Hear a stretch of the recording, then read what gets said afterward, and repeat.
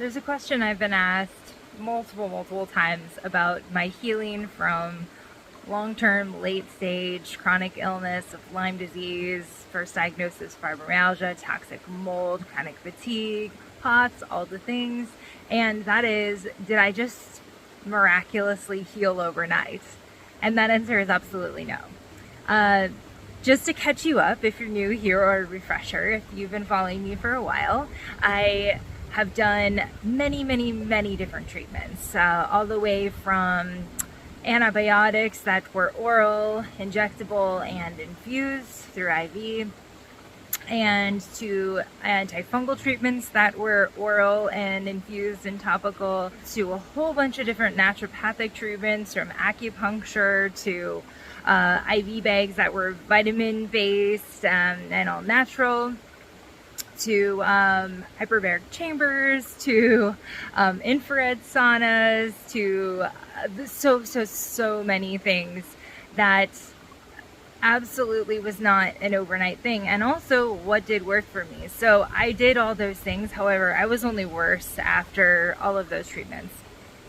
It was when, minus the couple that I'll re-say again here, I did brain retraining, cold therapy, breath work, kundalini, mold remediation of the house, detox of my body, and NAET treatments to help me digest food, which I was absolutely barely digesting. I was down to like 10 food items at one point. And a few other things which I might remember as I go on through the video here. Sometimes it's hard to remember the whole list of everything. I was also on a mast cell stabilizer, which was called ketotifen, which really helped bring my histamine levels down while I was training myself out of the place I had been and bringing myself into the place of thriving now, being healthier than I've ever been in my life. So what happened was that I did all these treatments for like a decade, from 2006 to, 2009 was my Lyme diagnosis, to 2015 being the biggest Lyme treatment that I did for 15 weeks of 5 days a week of IV infusions through my chessboard that I used to have.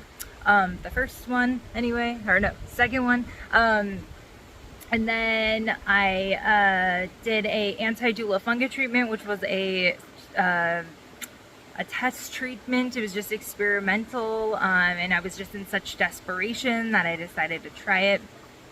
And that was in 2017. And then in 2018, I had stem cells, and all of absolutely everything. I got way worse. Like each time I was like, how could it possibly get worse? How could I even possibly still be alive at this point? This low at weight, not digesting food, and such bad pain, such bad rashes and extreme symptoms, and absolutely everything. So what happened from June of 2018 to October of 2019? Well, there seemed to be some improvements right away, which we all know that there's a placebo effect to everything. Sorry, I'm getting a little, trying to get comfortable in between my rocks here. So how much was this of, things actually happening and things part of the stem cells? We don't know. However, I got way worse. And this was when I got to a point where I was living in dark sunglasses and noise canceling headphones because the sensory pain was so severe. Nobody could touch me. I was extremely depressed. I wasn't digesting food.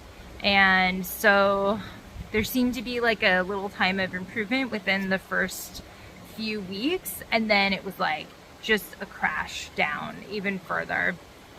And this was like 2017 after that fungal treatment to like 2000 to the fall of 2019 was very dark.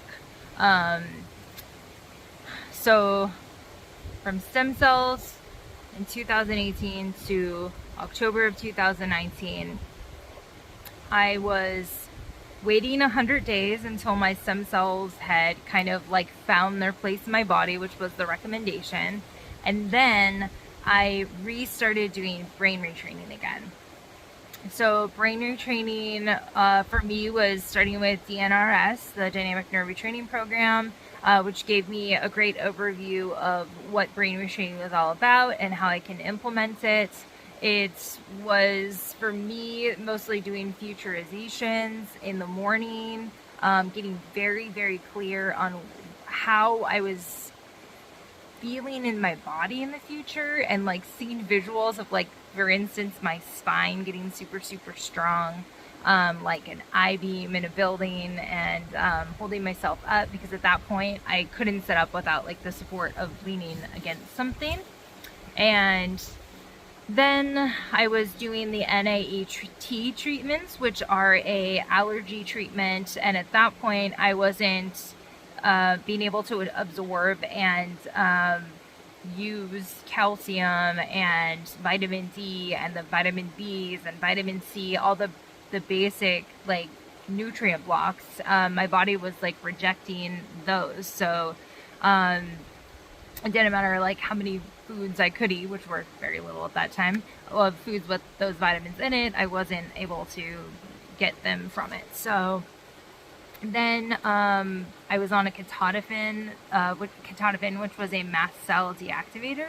And so the combination of the allergy treatments, the antihistamine, the mast cell deactivator, and also doing breath work to help bring my body to an alkaline state, to calm it down, to stop that histamine release that was happening from having leaky gut, which led to all of these food allergies for me, in combination with some other stuff, but that was a big one. The breath work, bringing the histamine down, and then also doing cold therapy to like shock my system out of the behaviors that it had learned to be in for so many years now. Those were the things that I was doing on a regular basis. And this absolutely was not a quick thing. This took, 16 months from just looking at it as like a perspective from stem cells to when I started driving again in October of 2019. The reason I'm using stem cells is because that was the last treatment that I did, and after I did stem cells, I really didn't do any treatments. I wasn't putting anything in my body. I wasn't putting supplements in my body. I completely stopped. I had been taking so many supplements for so long, up to 50 supplements a day at some points, and I was just like, I'm not doing this anymore. I'm not putting these things in my body. My body can't do anything with them. I'm probably just like peeing and pooping them out. There's probably like nothing that I'm even getting out of this except it causing more irritation in my body. And having to swallow all of these pills and spend all this money on all these supplements every single day. So I just stopped that completely. And this was the first time that like I completely stopped all of that since like I had really started doing treatments in like 2009. And during this time I was also doing meditation and allowing my mind to start to calm down, which was really not easy to do when I first started. I had prior to this been doing meditation and Kundalini, and I did not do like daily meditation and Kundalini throughout that entire 16 months. But what I did do once I started the regular practice of it was the cold therapy, the breath work, and the brain retraining. And those were the things that made the biggest difference. It started with very small things that were so small that like I didn't even recognize them at first. And in working with other people, it's something that I've come to realize is a really common thing, is that like in like working with people with coaching that are doing brain retraining and coming out of these experiences of extreme chronic illness, is that we oftentimes forget the little tiny steps because we're looking at such big manifestations that we want to have out of the future of our health, that when we see like that, oh wait, I was just able to like hear that noise in the distance that was super loud and sharp, and I didn't have like an extreme reaction to it where my ears were in shooting pain, or I got a headache, or I wanted to throw up from the noise, the pain of the noise, or I was trying to go out to dinner for the night with my noise canceling headphones and my sunglasses on, and in like a restaurant that I knew would be a little quieter, and I was able to sit for maybe 20 minutes, or 20 minutes longer, and then go like sit in the car for a while. Oftentimes I would go to a restaurant and then have to go leave and go sit in the car because it was just too much. And I couldn't even really eat anything at the restaurants, but it was just more getting out and getting into life, or trying to anyway. It was very, very subtle things at first, just like clothes not bothering me that I was wearing as much as before, or being able to talk on the phone with somebody for a longer time, or being able to even just understand a conversation that I was having with somebody and remembering the words. Like there was years where I would every single day be in conversation with somebody I'd be trying to just have normal communication with, like, what do you want for dinner? Or, how are you doing today? Or do you need anything from the store? And I would be in the middle of a sentence and completely forget what I was saying. Like this was constant all the time, so freaking frustrating.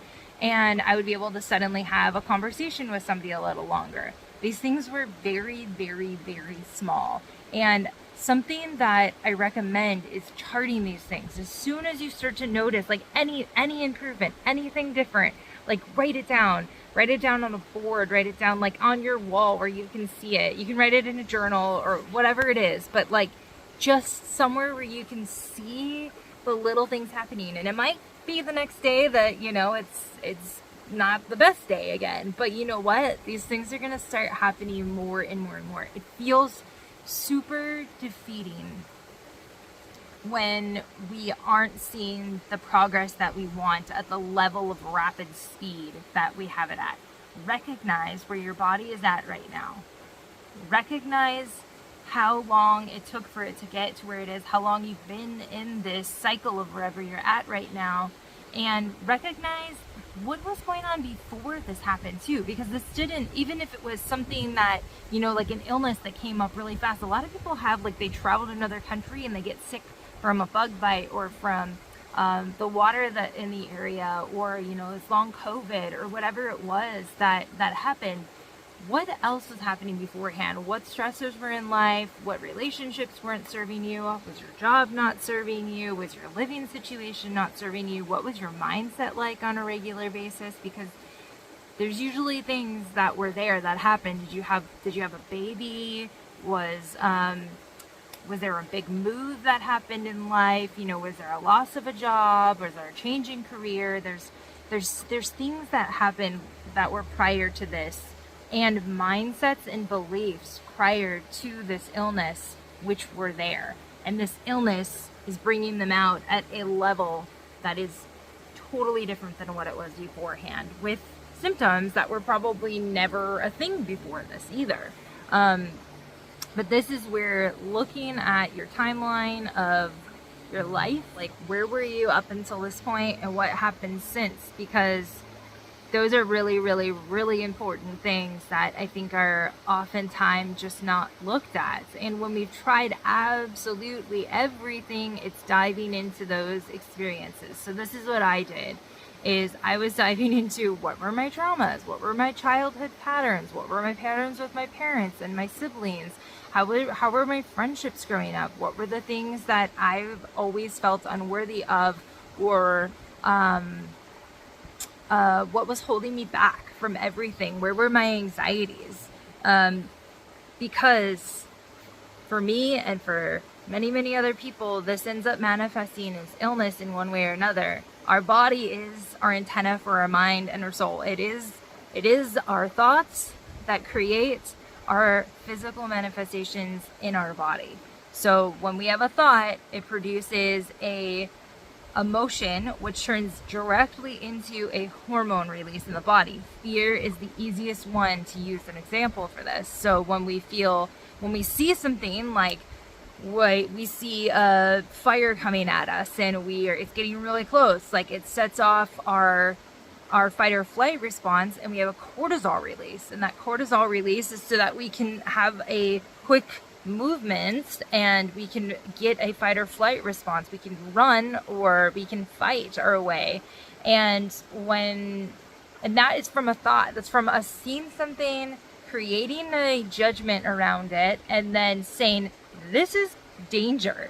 And then our body producing a hormone response. So when we are able to control our thoughts and change what that is, it changes the manifestations in our body. And oftentimes we've been on autopilot for this for our entire lives. Like, I certainly never had anybody that was like, by the way, did you know that when you have these thoughts, you end up having a response in the body, and that you can actually control that response in the body and learn to manage what's going on and change the way that your reality is?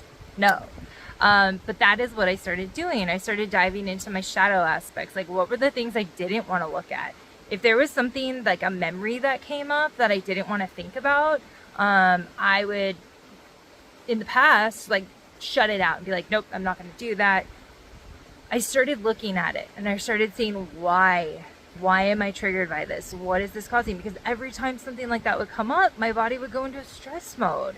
And when my body would go into a stress mode, it was going into fight or flight, and I couldn't heal in fight or flight. And so I was creating this like wall up against myself that I kept hitting.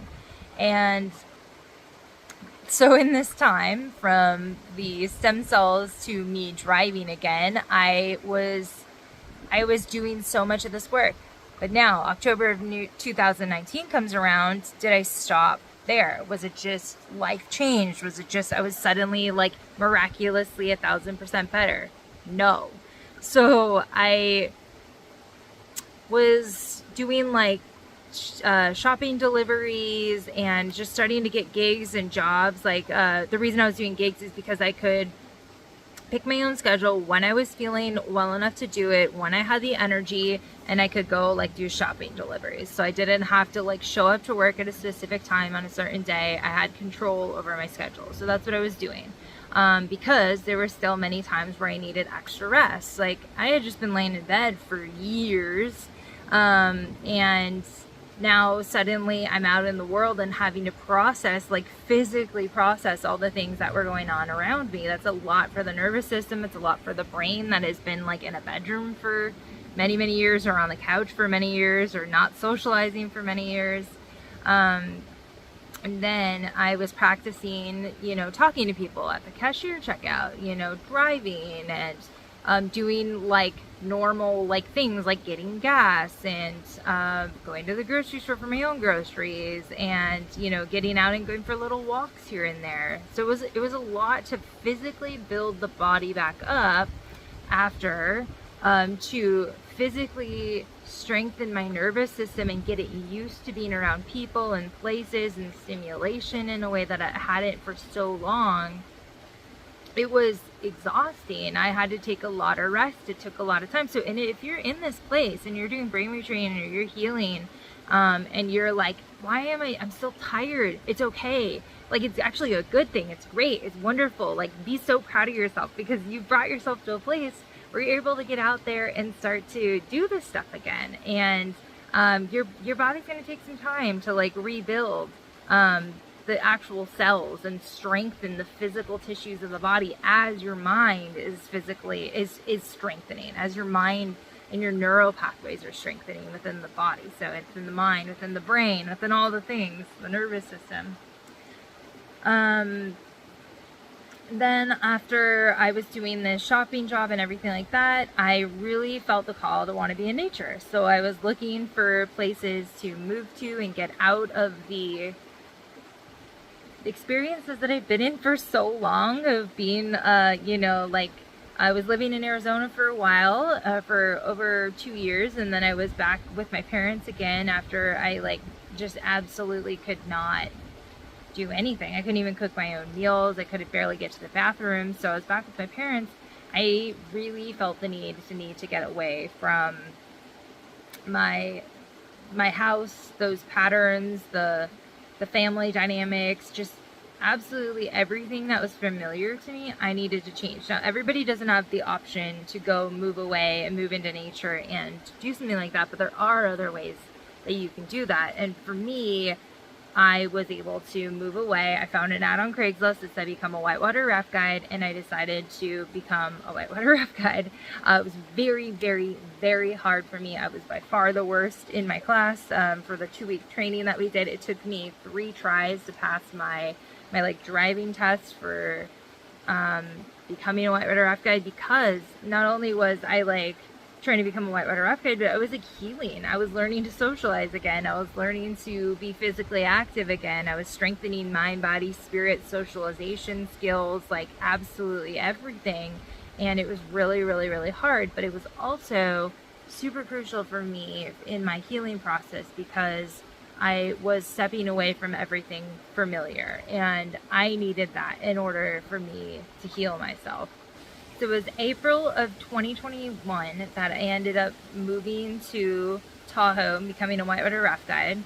It was December of 2021 that was another key marker for me, because I added my last food back into my diet. I added dairy back in, which was like something that I was absolutely like breaking out to and not able to process or digest at all.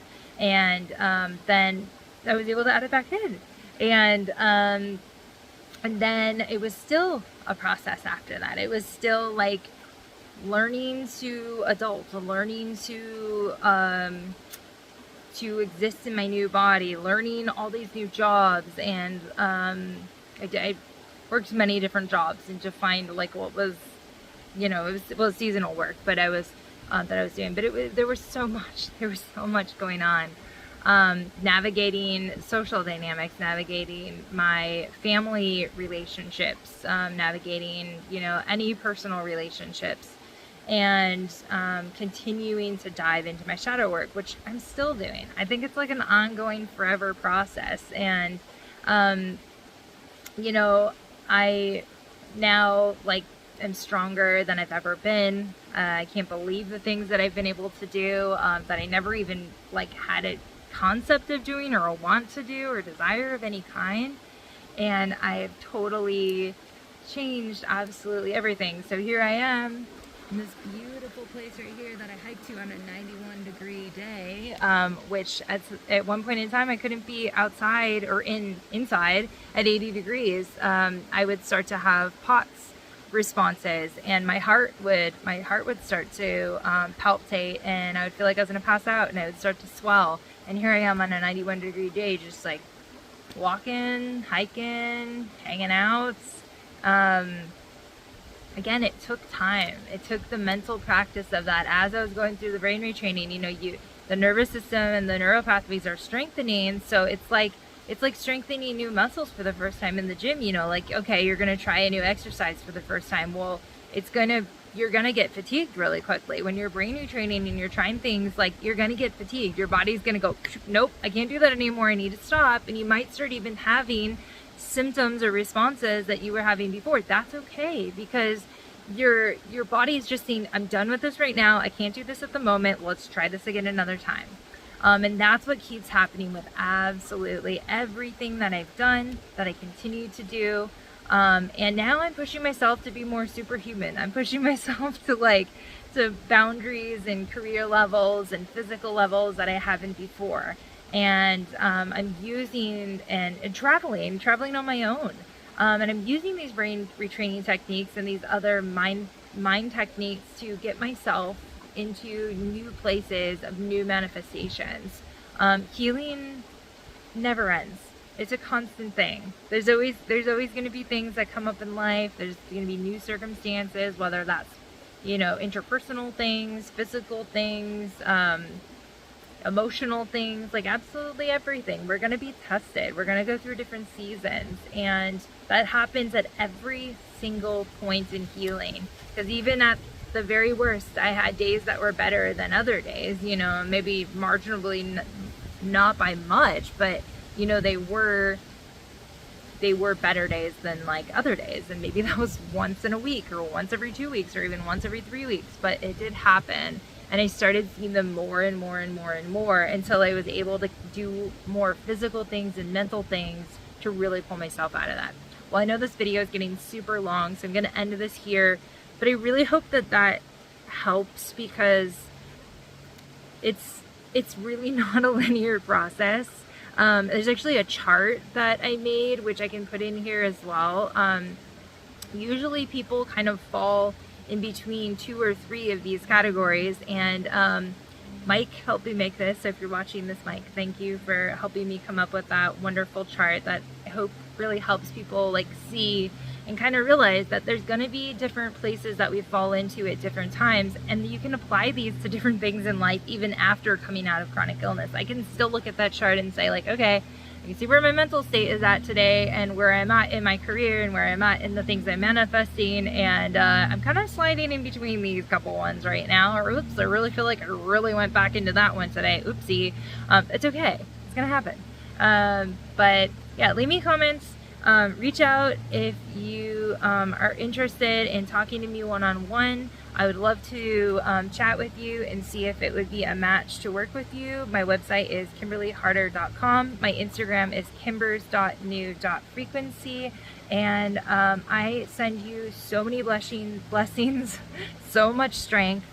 You are so incredibly strong. You are an amazing physical body that just needs some help in getting to a new place. It's telling you some things you weren't doing weren't right, and the body is incredibly powerful. I was at a place I did not think I would ever get out of. My doctors did not think so. My family did not think so.